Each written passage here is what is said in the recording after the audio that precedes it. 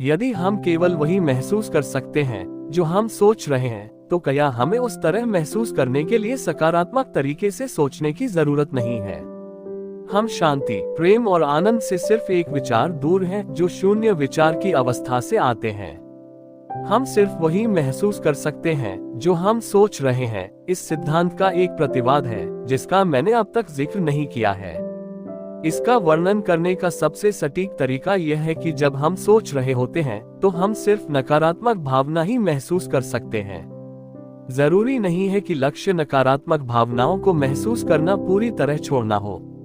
कुछ नकारात्मक भावनाएं हमारी मदद भी कर सकती हैं, जैसे तब डर महसूस होना जब आप एक अंधेरी गली में अकेले पैदल जा रहे हो और आसपास कोई न दिख रहा हो। ये नकारात्मक भावनाएं सिर्फ बचाव के संदर्भ में हमारे लिए मददगार होती हैं, लेकिन अगर हम जीवन या मौत की स्थितियों का सामना नहीं करते हैं तो नकारात्मक भावनाएं हम में से ज्यादातर के लिए सहायक कम हानिकारक ज्यादा होती हैं। हम यह मानकर आगे बढ़ रहे हैं कि हम शारीरिक बचाव के लिए नहीं जूझ रहे हैं, इसलिए हम इस पृष्ठभूमि का इस्तेमाल करेंगे कि नकारात्मक भावनाएं ज्यादातर समय आवश्यक नहीं हैं। जब मैं ये जिक्र करता हूँ कि हम सिर्फ वही महसूस कर सकते हैं जो हम सोच रहे हैं, तो ज्यादातर लोग यह मान लेते हैं कि सकारात्मक भावनाएं महसूस करने के लिए हमें सकारात्मक सोचना चाहिए। ये सही है या नहीं, इस बारे में आपको विश्वास दिलाने के बजाय आइए एक और विचार प्रयोग करते हैं ताकि आपको खुद ही सत्य का अनुभव हो जाए। वह समय याद करें जब आपने जीवन में सबसे ज्यादा खुशी और प्रेम का अनुभव किया था। वही भावनाएं महसूस करें जो आपको उस वक्त महसूस हुई थी। उन्हें ज्यादा से ज्यादा महसूस करें 30 सेकंड तक। जब आपने सबसे ज्यादा आनंद और प्रेम महसूस किया था, उस शिखर पल पर आपके मन में कौन से विचार चल रहे थे?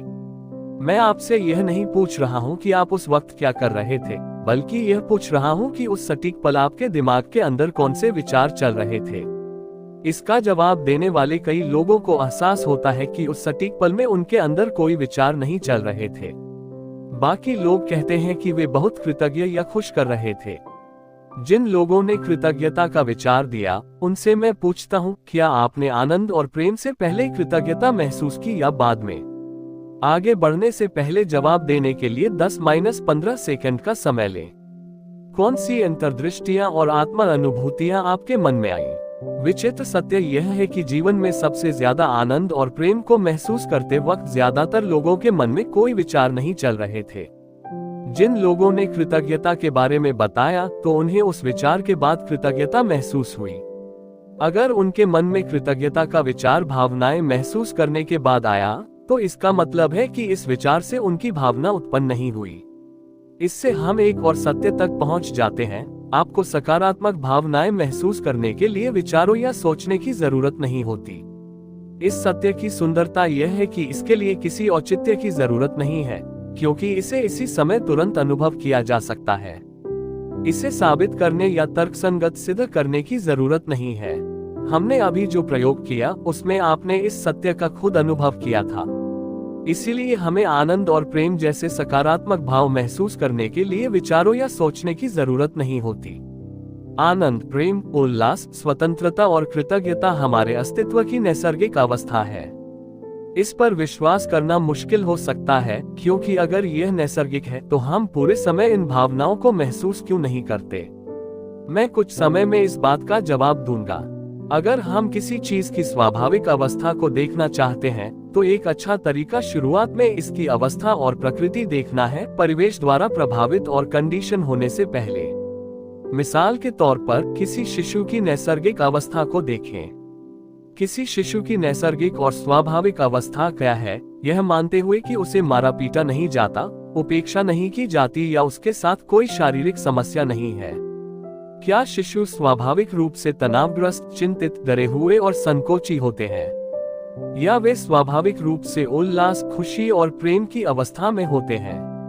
आनंद, प्रेम और शांति हमारे अस्तित्व की स्वाभाविक अवस्था है। इसलिए हम सोचने का जो भी काम करते हैं वह हमें अस्तित्व की इस स्वाभाविक अवस्था से दूर ले जाता है।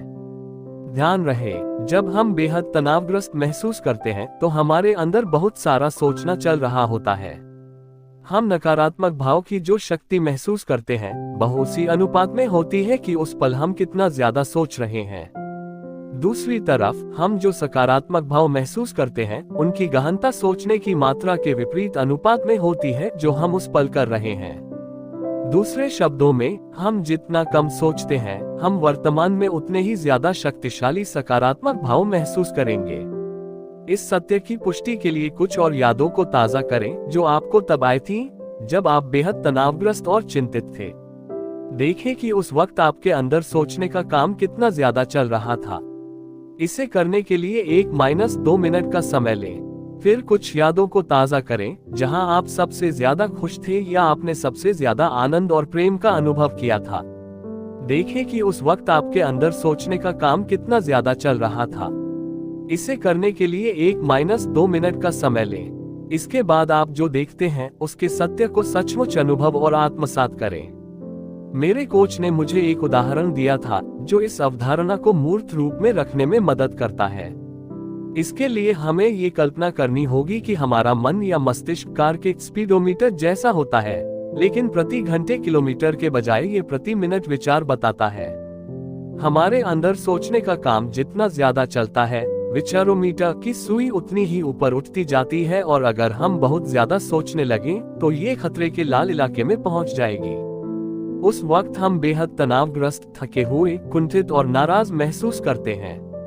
हमारे सोचने की सामग्री तनाव उत्पन्न नहीं करती है। हम सोच रहे हैं, बस यही तनाव का कारण है।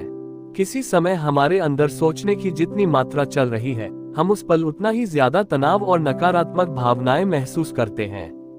ये सीधा अनुपात है। जब आप बहुत ज्यादा कुंठा, तनाव, चिंता या कोई नकारात्मक भाव महसूस कर रहे हो तो बस ये जान ले कि ऐसा इसलिए हो रहा है क्योंकि आप बहुत ज्यादा सोच रहे हैं। आपके भावों की गहनता का सीधा संबंध इस बात से है कि आपके अंदर सोचने का काम कितना चल रहा है। इसलिए हम क्या सोच रहे हैं उससे हमें कष्ट नहीं होता। कष्ट तो इस बात से उत्पन्न होता है कि हम सोचने का काम कर रहे हैं। संक्षेप में, प्रेम, आनंद, खुशी और किसी भी मनचाहे सकारात्मक भाव का अनुभव करने के लिए हमें सकारात्मक सोचने की कोशिश नहीं करनी है, क्योंकि इन भावनाओं को महसूस करना हमारी प्राकृतिक अवस्था है। हम सिर्फ तभी स्वाभाविक रूप से इन भावों को महसूस नहीं करते जब हम अपने अंदर के विचारों के बारे में सोचने लगते हैं।